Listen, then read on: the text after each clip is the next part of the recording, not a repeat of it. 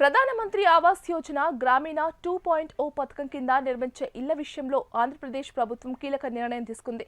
గ్రామీణ ప్రాంతాల్లో సొంత ఇల్లు లేని పేద కుటుంబాల కోసం నిర్మించే ఒక్కో ఇంటి యూనిట్ ధరను భారీగా పెంచుతూ ఉత్తర్వులు జారీ చేసింది. గతంలో ఉన్న 1.20 లక్షల వ్యయాన్ని ఇప్పుడు 2.39 లక్షలకు పెంచడం ద్వారా లబ్ధిదారులపై ఆర్థిక భారం తగ్గనుంది.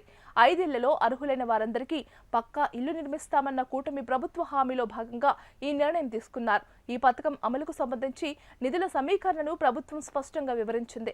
కేంద్ర, రాష్ట్ర ప్రభుత్వాల భాగస్వామ్యంతో ఈ ఆర్థిక సహాయం అందుతుంది. ఇందులో కేంద్ర ప్రభుత్వ వాటా 60% కాగా రాష్ట్ర ప్రభుత్వ వాటా 40% ఉంటుంది.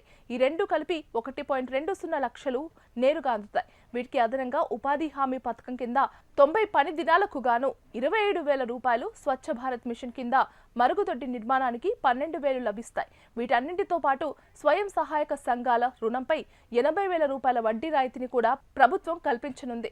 రాష్ట్ర గృహ నిర్మాణ శాఖ ప్రత్యేక ప్రధాన కార్యదర్శి అజయ్ జైన్ ఈ మేరకు అధికారిక ఉత్తర్వులు విడుదల చేశారు. పెంచిన ఈ యూనిట్ ధర తక్షణమే అమల్లోకి రానుంది.